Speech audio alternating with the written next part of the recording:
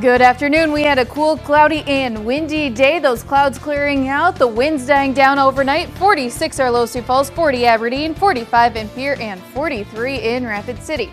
Some sunshine tomorrow morning. Our temperatures a little bit warmer. 73 Sioux Falls and Aberdeen, 74 in Pierre, and 71 in Rapid City. We do have a chance of evening rain and thunderstorms. We'll take a look at those coming up. KELOLAND's First at 4 starts right now. Live from KELOLAND Media Group. KELOLAND News, First at 4. Coming up, the driver in last month's deadly car crash in Central Sioux Falls has been arrested. Details straight ahead. Plus, 1 year since a deadly explosion near Fort Pierre. We have the latest details. And it's a job that holds the fate of Britain in its hands. I'm Ian Lee with the Raven Master at the Tower of London. Good afternoon, and thanks for tuning in to First at 4. I'm Don Jorgensen. And I'm Kelly Volk. Sioux Falls police say the driver in last month's deadly crash has been arrested. Court documents say 17-year-old Damian Laurelez is facing numerous charges, including manslaughter, vehicular homicide, and vehicular battery.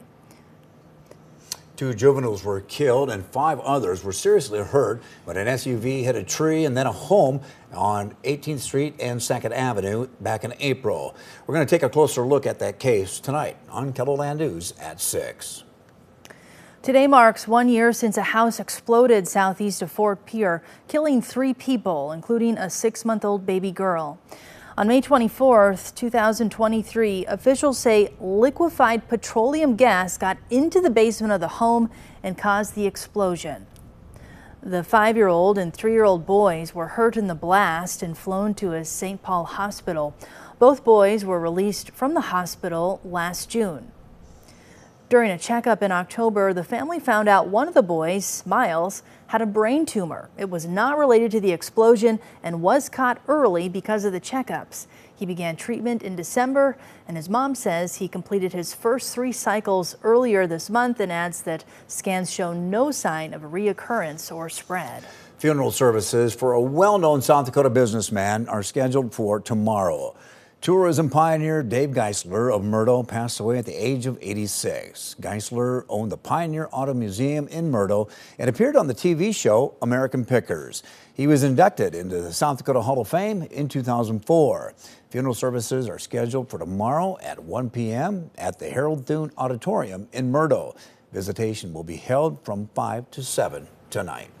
Let's get a check of the weather now. The wind was on full blast today. And it quickly turned. It was so nice this morning, and all of a sudden it clouded up and the wind picked up. That wind has been awful as we've gone throughout the day, but that wind is going to start dying down as we head into this evening. Finally gaining some sunshine here in Sioux Falls. We're at 61 degrees, but we still have that strong west wind at 23 miles an hour. As we head around the region, some clouds lingering in Aberdeen, 53 degrees, that west wind at 32 miles an hour. And we've been watching a few very light rain showers in northeastern KELOLAND.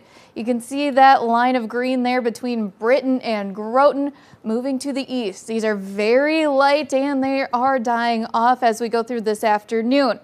So those will continue clearing out. And here is a look at our highest temperatures since midnight.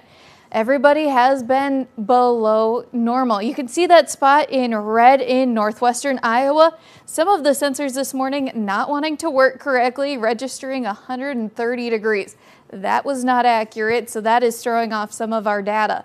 But those winds have been very strong out of the west and northwest right now at 15 to 30 miles an hour, with a few higher wind gusts.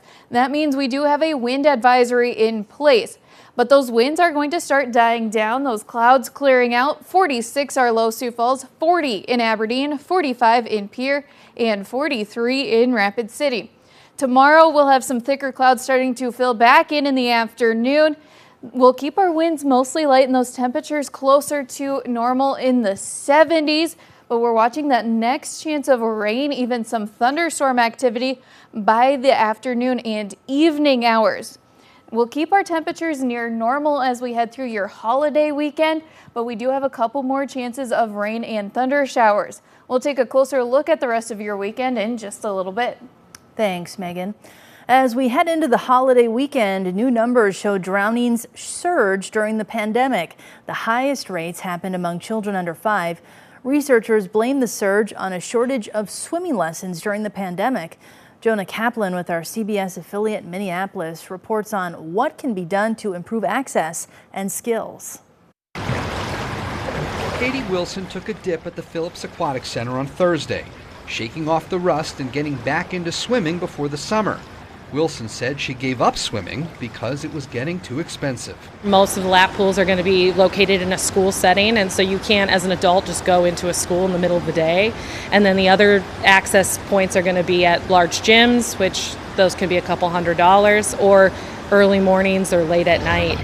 Minnesota, of course, has about 10,000 options for swimming in the summer, but lakes are a lot bigger and deeper than pools. That makes them more dangerous, and new research from the CDC shows the number of drownings in the U.S. are going back up after decades in decline. On average, roughly 4,000 Americans drowned every year, but after the pandemic, that surged to 4,500. The highest rates of death were among young children, but the data also showed more than half of adults surveyed never took swim lessons. In Minnesota specifically, state officials reported 48 drownings last year. Most of the victims were over 18.